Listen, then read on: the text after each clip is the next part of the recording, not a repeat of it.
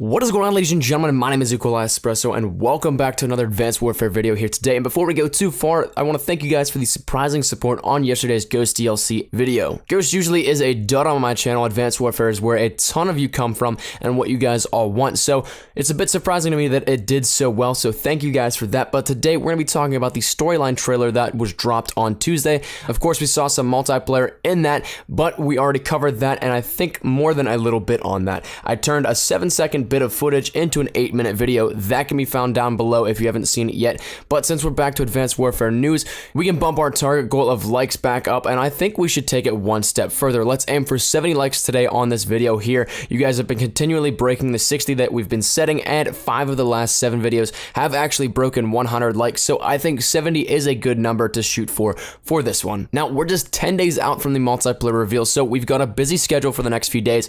DLC for the next few, then right into the swing of things with the multiplayer reveal and a brand new trailer, so it's going to be a good 2 weeks or so. But today we'll be focusing on some things that we can see from the storyline trailer that was dropped on Tuesday, whether that be new tech, mechanics, guns, or things like that just relating to the storyline. So that being said, let's start off with the storyline because that's how our trailer starts off with the quote, "It was the first global terrorist attack in history. They struck nuclear reactors on 5 continents simultaneously." So right there, who is they? From previous knowledge, they is the KVA. What that stands for, we do not yet know, but we do know these guys will be the antagonists, at least for the beginning of the campaign.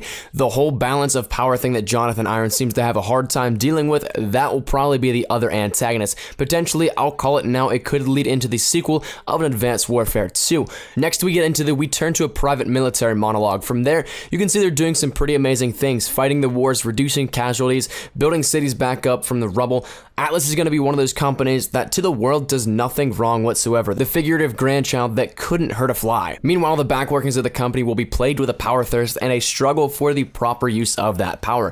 The speech from Kevin Spacey's character Jonathan Irons, I'm presuming, will be a speech at the United Nations that he will have at some point in time in the campaign, based on one official image that we got released to us that was titled COD AW UN Speech.jpg. So take that how you will, but I'm assuming that Irons will either have Atlas at the love of the UN, either as a sanctioned company, or the UN will just have an uncontrolled respect for their work. That being said, though, we know much of where this will go at this point. The storyline information is pretty much all the same after that. We've seen it all in previous trailers or bits from Call of Duty themselves, so how it will play out, Irons losing his marbles, going into a tailspin of thirst for power, and our characters being caught in the crossfire, that'll be interesting to see, and of course, as I say, only time will tell. So what are some new features and add-ons to the game that we can see showcased in this trailer? Well, there are only a few, but what they are is absolutely awesome and can potentially be seen in multiplayer as well. So let's move in a linear fashion. Let's start from the beginning. First up, we're going to talk about are the drop pods. We saw these in the E3 gameplay level induction, so we've had this knowledge now for a while, but what it got me thinking was we've heard the rumors of dynamic load ends now for years, but what if that was actually how we spawned into multiplayer? And I get that a lot of people would probably be up in arms because, air quote, Titanfall did it first, but I could see it being a cool way to actually get into a game. So that's all sheer speculation, and most of this should be taken as such because until we see some multiplayer gameplay on the 11th or actually have the game in our hands in November, we can't really be 100% sure of what will make it over into the multiplayer sector of Advanced Warfare. So next up that I want to talk about is grappling. We saw this only for a brief few seconds in the storyline gameplay, but it was something that blew me away because it looked so cool and fluent.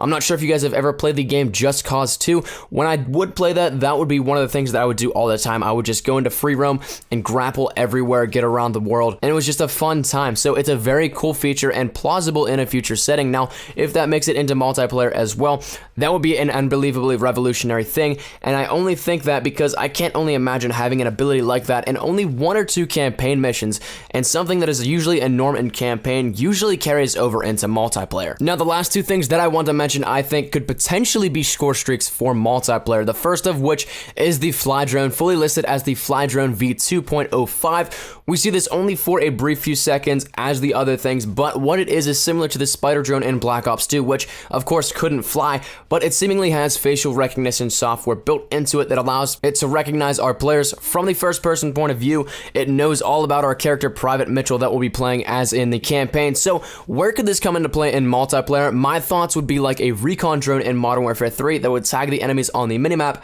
or perhaps we would be switching to some personal streaks, as in this would act as a personal UAV only for the player using it. So the last thing what we're going to talk about today is the Swarm. We've seen this one in the induction gameplay as well, and we've had it around for quite some time now, but we still don't know the extent of what it will be like in game. Obviously, there are loads more than the Swarm that we're used to in Black Ops 2, and they don't seem to deal as much damage, so potentially this possible streak either will not do as much damage as possible, or it will be a change up completely. Like I said, this whole second portion of the video is speculation until we've seen gameplay or played the game for ourselves. We have absolutely no idea what is ahead of us in terms of multiplayer, but I thought that I would share with you guys some of my thoughts and ideas with you guys. So let me know what you guys think down in the comment section down below. Do you think we'll be seeing some of these abilities and features in the multiplayer of Advanced Warfare, or will they be strictly single player? If you did like the video, please leave a like rating down below. Any shares to your Facebook, Twitter, and MySpace if you like that. Always greatly appreciated. If you're new here, be sure to subscribe for the best of Call of Duty Advanced Warfare content. Any new news and information, you guys know exactly where to find it right here up on my channel. Thank you guys once again so much for watching. My name is Cola Espresso. As always, if you guys are having a great day, I shall see you guys tomorrow. Take care and peace. Surprise, motherfucker.